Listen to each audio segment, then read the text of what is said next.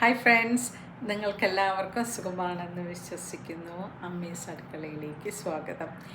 ഇന്നില്ലേ ഞാൻ നിങ്ങളോടൊപ്പം ഷെയർ ചെയ്യുന്നത് എന്താണ് ഫാഷൻ, എന്താണ് മോഡേൺ, എന്താണ് ഡ്രസ്സിങ് സെൻസ് എന്നതിനെക്കുറിച്ചുള്ള ഒരു ചെറിയ എൻ്റെ അറിവ് വെച്ച് ഞാൻ പറയുന്ന ഒരു വ്ളോഗാണ് കേട്ടോ.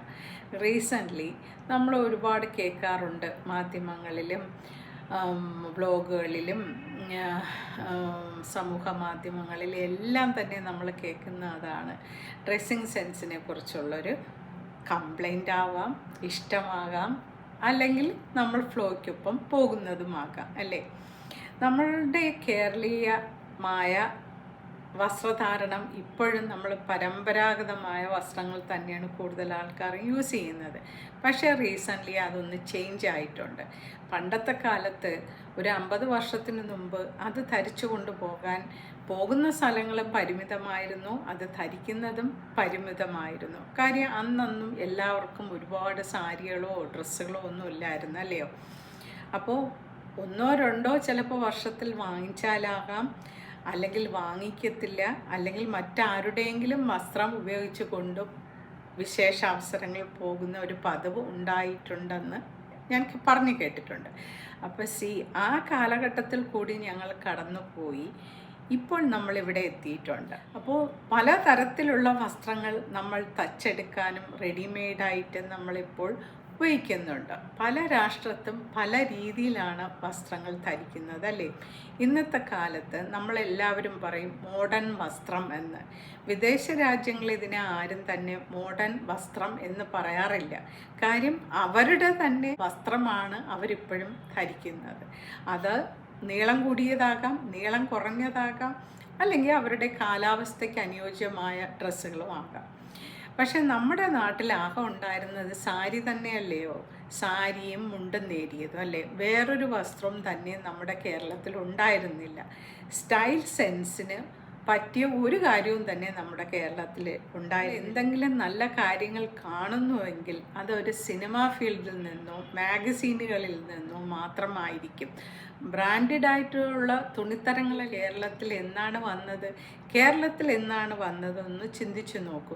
അതിനു മുമ്പ് എല്ലാവരും ടൈലേഴ്സിനെ സമീപിക്കുമായിരുന്നു അവരുടെ ഡ്രസ്സുകൾ തച്ചെടുക്കാൻ അല്ലയോ.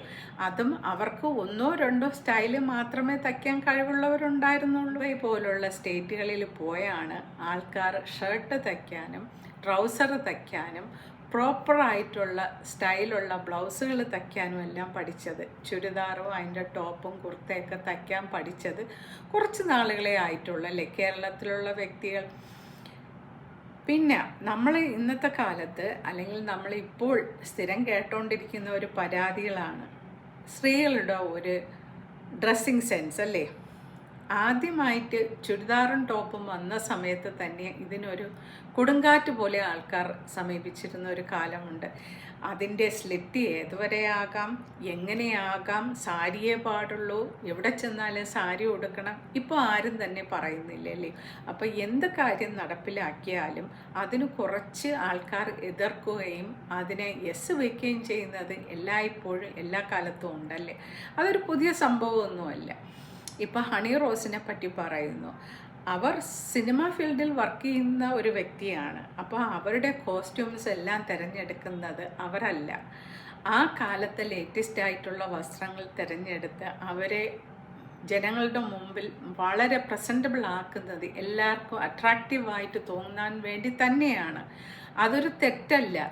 കാര്യം നമ്മൾ അവർക്ക് പൈസ കൊടുത്ത് ഒരു അഡ്വർടൈസിന് വേണ്ടി അവരെ വിളിച്ചു അവിടെ വരുത്തുമ്പോൾ എല്ലാവർക്കും പുതിയതായിട്ടൊന്ന് കാണണം അല്ലേ, പുതിയ സംഭവങ്ങൾ കാണണം, പുതിയ ഡ്രസ്സ് സെൻസ് കാണണം, പുതിയ സ്റ്റൈല് കാണണം, പുതിയ ഫാഷൻ കാണണം, അല്ലെങ്കിൽ അവരെ കാണണം.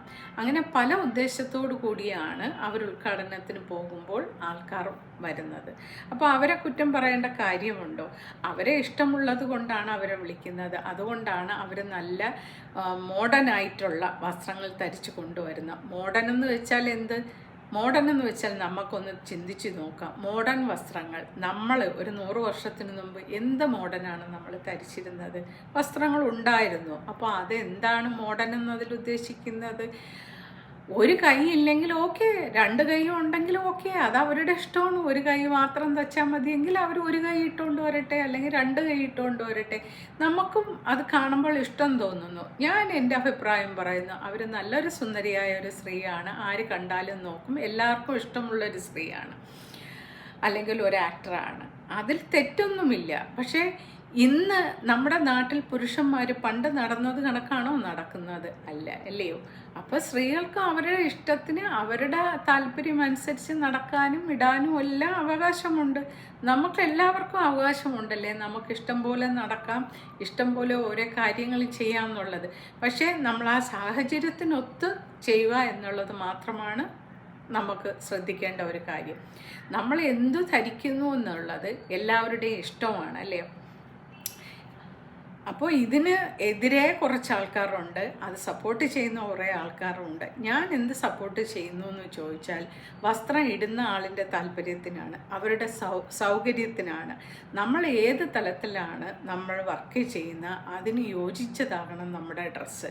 നമ്മളിപ്പോൾ ഹണി റോസ് ഉപയോഗിക്കുന്ന വസ്ത്രങ്ങൾ സാധാരണ ഒരു വീട്ടമ്മയായ ഞാൻ വീട്ടിലോ അല്ലെങ്കിൽ പുറത്തോ ഇട്ടുകൊണ്ട് പോയാൽ ആൾക്കാർ മൂക്കത്ത് വിരൽ വയ്ക്കും, അല്ലയോ? കാര്യം ഞാനൊരു ആർട്ടിസ്റ്റ് അല്ല. പക്ഷെ ഒരു ആർട്ടിസ്റ്റിന് ആ കഥാപാത്രത്തിനും ആ സാഹചര്യത്തിനും ഒത്ത ഡ്രസ്സുകൾ തന്നെയാണ് അവരിടേണ്ടത്, എന്നാലേ അത് ശോഭിക്കത്തുള്ളൂ. നമ്മുടെ നാട്ടിലൊക്കെ റീസെൻ്റ്ലിയാണ് ഞാൻ കാണാറുള്ളത്, സ്ത്രീകളെല്ലാം ഇപ്പോൾ ഡ്രസ്സൊക്കെ ഇട്ടുകൊണ്ട് നടക്കുന്നത്. ഞാൻ എത്രയോ വർഷങ്ങൾക്ക് മുമ്പ് ഇടുന്നു, പക്ഷേ റീസെൻ്റ്ലി കാണുന്നു ഡ്രസ്സിൽ എന്താണ് വ്യത്യാസമുള്ളത്. എത്രയോ നല്ലതാണ് നൈറ്റ് ഡ്രസ്സ് ഇട്ടുകൊണ്ട് പുറത്തു പോകാതെ ഒരു ഡ്രസ്സ് ഇട്ടുകൊണ്ട് പുറത്തു പോകുന്നതിനെക്കുറിച്ച് നമ്മൾ ചിന്തിക്കാറുണ്ടോ?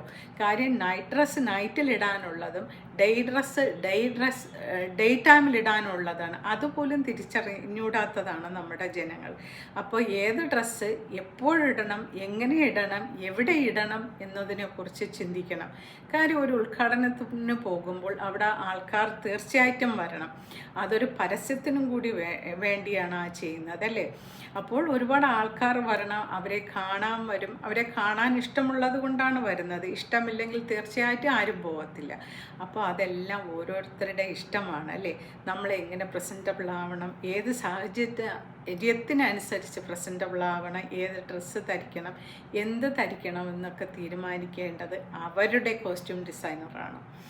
അവരുടെ ശരീരം എങ്ങനെ കൊണ്ടുപോകണം, അവരുടെ ശരീരത്തിൻ്റെ വലിപ്പമായാലും ചെറുപ്പമായാലും അവരുടെ സൗന്ദര്യമായാലും സൂക്ഷിക്കേണ്ടതും ലുക്ക് ആഫ്റ്റർ ചെയ്യേണ്ടതും അവർക്ക് അവരുടേതായ ആൾക്കാരുണ്ടായിരിക്കും അവർക്ക് വേണ്ടി. സാധാരണ ആയ ഒരു വീട്ടമ്മയ്ക്ക് അറിയാവോ നമ്മൾ എന്ത് പുതിയതെന്താണെന്ന് അറിയാവോ? എല്ലാവരും ഇടുമ്പോൾ മാത്രമല്ലേ ഞങ്ങൾ കാണാറ്. അവരിടുന്ന വസ്ത്രങ്ങളൊക്കെ തന്നെ 50,000-നും ലക്ഷങ്ങൾക്കും പുറത്ത് വിലയുള്ള ഡ്രസ്സുകളാണ് അവരിട്ടുകൊണ്ട് വരുന്നത്. ഞാൻ പലപ്പോഴും അവരുടെ ഉദ്ഘാടന വീഡിയോസൊക്കെ കണ്ടിട്ടുണ്ട്. എന്ത് നല്ലതായിട്ടാണ് അവർ വരുന്നത്, അല്ലേ? അപ്പോൾ ഒരാൾ ചെയ്യുന്നതിനെ മറ്റുള്ളവർക്ക് ചെയ്യാൻ കഴിയില്ല ഉള്ളത് കൊണ്ട് അവരെ ഹരാസ് ചെയ്യാതിരിക്കുക, അല്ലേ? ബോഡി ഷെയ്മിങ് ഒരു നല്ലൊരു പ്രവൃത്തിയാണ്. നമ്മൾ ചുറ്റും ഒന്ന് നോക്കിയാൽ മതി, ആരെങ്കിലും ഒരുപോലെ ഇരിക്കുന്നവരുണ്ടോ? ഇല്ല. എല്ലാവർക്കും പല ഷേപ്പുകളും പല സൈസുകളും ഒക്കെയാണ്, അതല്ലേ? അപ്പോൾ അത് അംഗീകരിക്കാൻ നമ്മൾ തയ്യാറാവണം. കാര്യം 100 വർഷത്തിന് മുമ്പ് ബ്ലൗസിൽ ഇല്ലാതെ നടന്നൊരു വ്യക്തികളാണ് ഇന്നത്തെ ഗ്രേറ്റ് ഗ്രാൻഡ് മാസ്. ആ ഗ്രാൻഡ് മാസിൻ്റെ കുട്ടികളാണ് നമ്മളെല്ലാം. അവർ ആ കാലഘട്ടത്തിൽ ബ്ലൗസേ ഇല്ല. അപ്പോൾ ഒരു കൈ ഇട്ടുന്ന ബ്ലൗസ് ഇട്ടാലോ അല്ലെങ്കിൽ ഒരു ഷോർട്ട് ബ്ലൗസ് ഇട്ടാലോ അതിലെന്ത് വൃത്തികേട് തോന്നണം? നമുക്കെല്ലാവർക്കും ഉള്ളത് ഒരേ കണക്കത്തിലുള്ള ശരീര അവയവങ്ങൾ തന്നെയാണ്, ഡിഫറെൻ്റായിട്ട് ഒന്നുമില്ല. ഇത് നമ്മൾ അംഗീകരിച്ച് കഴിഞ്ഞാൽ നമുക്ക് തീർച്ചയായിട്ടും ഒരു സെൻസ് ഉണ്ടാവും, നമുക്ക് സെൻസിബിലിറ്റിയും ഉണ്ടാവും, അല്ലയോ? അപ്പോൾ ഇതിലൊന്നും വലിയ കാര്യമില്ല കേട്ടോ. നമ്മൾ രാജ്യങ്ങളിലൊക്കെ പോകുമ്പോൾ മനസ്സിലാവും ഇതൊന്നും ഒന്നുമേ അല്ല, അല്ലയോ? അവിടെയൊക്കെ ആളുകൾ നടക്കുന്നത് നിങ്ങൾ കണ്ടിട്ടുണ്ടെങ്കിൽ അവിടെ ആരും തന്നെ ഇതൊന്നും ശ്രദ്ധിക്കാറില്ല. നമ്മുടെ രാജ്യത്ത് ഇത് ശ്രദ്ധിക്കുന്നതിൻ്റെ മുഖ്യമായ കാരണം തീർച്ചയായിട്ടും നമ്മളൊന്ന് തിങ്ക് ചെയ്ത് നോക്കണേ, എന്തുകൊണ്ടാണെന്ന്. ആ ഒരു പ്രോബ്ലം കൊണ്ടാണ് നമ്മുടെ നാട്ടിൽ ഇതെല്ലാം തെറ്റി കാണുന്നതും കേൾക്കുന്നതും ചെയ്യുന്നതും എല്ലാം തെറ്റായിട്ട് ചിത്രീകരിക്കുന്നത് എല്ലാം നമ്മുടെ ഇവിടെ തന്നെയാണ്. നമ്മുടെ നാരോ മൈൻഡാണ് നമ്മളെ അങ്ങനെ ചിന്തിക്കാൻ പ്രേരിപ്പിക്കുന്നത്, അല്ലേ? അപ്പോൾ നമ്മൾ ചേഞ്ച് ആകണം. നമുക്ക് കാണാൻ പോകാൻ വയ്യ എങ്കിൽ നമ്മൾ പോകാതിരിക്കുക, അതാണ് better option. Rather than harassing them, body shaming them, and not saying words that are not meant to be said.